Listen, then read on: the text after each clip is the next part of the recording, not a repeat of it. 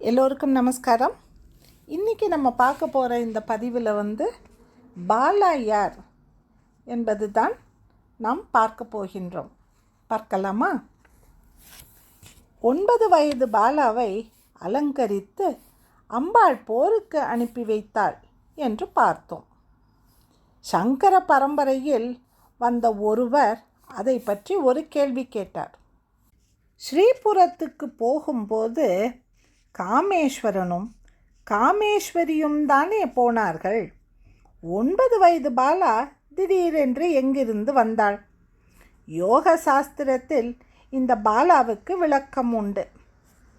லலிதோபாக்கியானம் என்ன சொல்கிறது? பாலாவுக்கு விதவிதமான அலங்காரங்கள் எல்லாம் செய்து வெற்றி திலகமிட்டு போர்க்கவசமெல்லாம் அணிவித்து அம்பாள் அனுப்பினாளாம். அனுப்பிவிட்டு குழந்தையாயிற்றே, போர் முனைக்கு போகிறதே என்று கவலையானாளாம். பாலாவை பற்றி அம்பாள் கவலைப்படுகின்றாள். மந்திரினியும் வாராகியும் பாலா எப்படியெல்லாம் சண்டை போட்டாள் தெரியுமா?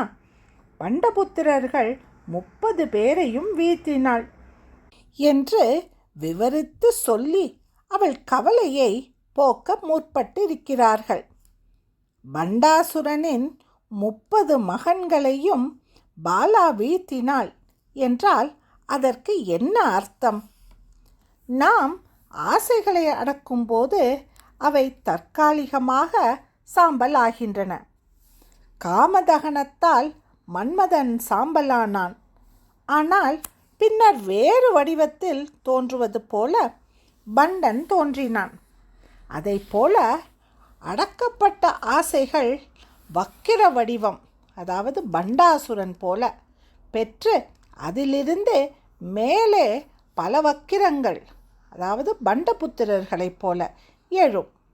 அவ்வாறு எழுபவற்றை அழிக்கவே அம்பாள் பாலாவை அனுப்பினாள். யோக சாஸ்திரப்படி இந்த பாலா யார் என்றால் ஒவ்வொரு ஜீவனும் பாலா. அம்பாளுடைய குழந்தை பாலா திரிபுர சுந்தரி என்றால் அம்பாளுடைய குழந்தைகளாக இருக்கும் ஜீவன்களான நம்மை பற்றிதான் அவள் கவலைப்படுகின்றாள். பண்டாசுரனை எதிர்த்து நடக்கும் யுத்தம் எங்கே நடைபெற்றதாக சொல்லப்படுகிறது என்று பார்க்க வேண்டும். ராமராவண யுத்தம் இலங்கையில் நடந்தது. கந்தபெருமானுக்கும் சூரபத்மனுக்கும் நடந்த யுத்தம் வீரமகேந்திரபுரத்தில் நடந்தது. ஆனால் பண்டாசுரனை அழிக்க எங்கே யுத்தம் நடந்தது? அம்பாள் ஸ்ரீபுரத்தில் வீற்றிருக்கின்றாள் என்று கூறப்பட்டிருக்கின்றதே ஒழிய யுத்தம் எங்கே நடந்தது என்று சொல்லப்படவில்லை.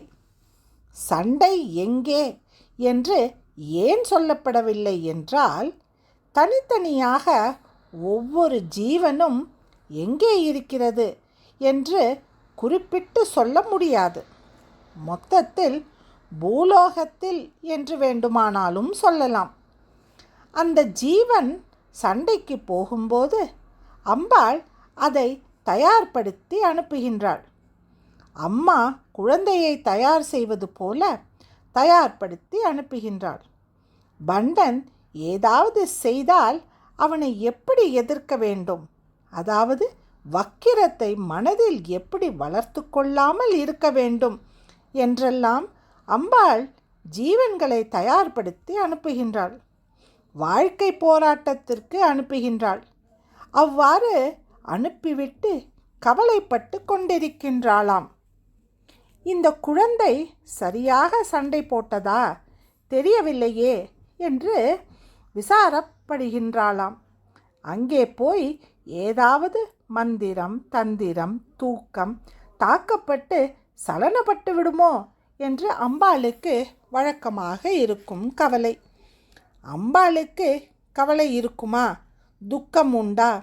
ஸ்ரீ லலிதா சஹஸ்ரநாமத்தில் பின்னால் ஒரு இடத்தில் துக்கத்தை போக்குபவள், அவளுக்கு துக்கம் என்பதே கிடையாது என்று கூறும் திருநாமங்கள் வரும். அப்படி இருந்தும் அம்பாள் கவலையும் சலனமும் கொள்ளுவது ஏன்? அம்பாளுக்கு கவலை உண்டா? இந்த கேள்விக்கு ஆதிசங்கர பகவத்பாதர் தான் விளக்கம் சொன்னார். அம்பாளுடைய முகத்தை வர்ணித்து கொண்டே வந்த ஆதிசங்கர பகவத்பாதர் அழகாக ஓர் இடத்தில் அவளுடைய புருவங்கள் நெறிந்து காணப்பட்டன என்று சொல்கின்றார். புருவம் லேசாக நெறிந்திருந்ததாம். புருவங்கள் எப்பொழுது நெறித்து கொள்ளும்? கோபம் வரும்போது அல்லது கவலை ஏற்படும் போது அவை நெறித்து கொள்ளும். இந்த உலகத்தில் உள்ள பிறவிகளை நினைத்து அவை படுகின்ற துன்பத்தை நினைத்து அவ்வாறு லேசாக அம்பாளுடைய புருவங்கள் நெறித்து கொள்கின்றன. அம்பாள் தன் குழந்தைகளான ஜீவன்கள் மனசலனங்களுக்கு எதிராக சரியாக சண்டை போடுகின்றனரா இல்லையா என்று கவலைப்படும் சமயத்தில் அவளுடைய மந்திரினியும் வாராகியும் போய் நல்ல செய்தி சொல்கின்றார்கள். மனதும் எந்திரியங்களும் அவளிடம் போய், அம்மா, நாங்கள் சரியாகத்தான் சண்டை போட்டோம், ஜெயித்து விட்டோம், அதாவது சலனத்தை எதிர்த்து சண்டை போட்டு வென்றுவிட்டோம் என்றால் எப்படி இருக்குமோ அவ்வாறு இருந்தது அந்த கூற்று. மனமும் இந்திரியங்களும், அதாவது மந்திரினியும் வாராகியும் இவற்றுக்கு குறியீடு. அம்பாளிடம் சென்று அவள் காலடியில் தஞ்சம் என்று விழும்போது சலனங்களை வெற்றி கொள்ள முடிகிறது. ஆகவே பாலா என்பவள் ஒவ்வொரு ஜீவனுக்கும் அம்பாள் தரும் ஆற்றல். தனது அம்சத்தை கொடுத்து ஆற்றலை கொடுத்து சண்டைக்கு அனுப்புகின்றாள். அதாவது பிறவி பெருங்கடலில் போராட அனுப்புகின்றாள் என்பதை குறிக்கிறது. கடைசியில் எல்லோரும் சண்டை போட்டு முடித்த பிறகும் பண்டாசுரனை விரட்ட முடியவில்லை என்னும் போது அம்பாளே வருகின்றாள் என்பதை பார்த்தோம். நம்மையும் மீறி ஏதோ ஒரு பிரச்சனை இருக்கிறது என்றால் சாக்ஷாத் பரமேஸ்வரி தானே புறப்பட்டு வருவாள். அப்படி புறப்பட்டு வருபவள் எப்படி வருவாள்? முன்பே இதை சொல்லப்பட்டிருக்கிறது. 3 ரதங்கள் வருகின்றன. அவற்றுள் நடுநாயகமாக சக்கரராஜ ரதம் வருகிறது. அதில் அம்பாள் வருகின்றாள். சக்கரராஜ ரதம் எங்கெல்லாம் இருக்கின்றதோ அங்கெல்லாம் கேய சக்கர ரதம் இருக்கிறது. கேய சக்கர ரதம் இருக்கும் இடங்களிலெல்லாம் கிரி சக்கர ரதமும் இருக்கிறது. சக்கரராஜ ரதோத் யத்ர தத்ர கேய ரதோத்தமஹ யத்ர கேய ரதஸ்தத்ர கிரி சக்கர ரதோத்தம ஏதத் ரதத்ரயம் தத்ர த்ரைலோக்கியம் இவ ஜங்கமம். கிரி சக்கர ரதம் என்பது ஜீவன்கள். ஜீவன்களின் புலன்கள் வருகின்றன. கதோ உபனிஷத் கூறியபடி புலன்களே ஜீவன்களின் வாழ்வை தருவதால் ஜீவன்களே வருவதாக கொள்ளலாம். ஆரோகணித்து வரும் ரதம் கேய சக்கர ரதம் என்பது ஜீவன்களுடைய மனம் ஆரோகணித்து வரும். ஜீவன் கிரி சக்கர ரதத்தில் வர அதன் மனம் கேய சக்கர ரதத்தில் கூடவே வருகிறது. அந்த அழகான ரதங்கள் புடைசூழ நடுவிலே சக்கரராஜ ரதத்தில் திரிபுர நாயகியாக அம்பாள் வருகின்றாள்.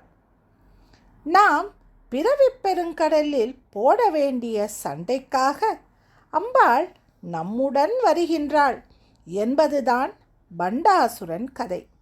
அதனால்தான் பண்டாசுரன் சூன்ய நகரத்தில் இருந்தான். அம்பாளுடைய இந்த தன்மைகளை நாம் அடுத்த வாரமும் பார்க்கலாம். நன்றி, வணக்கம்.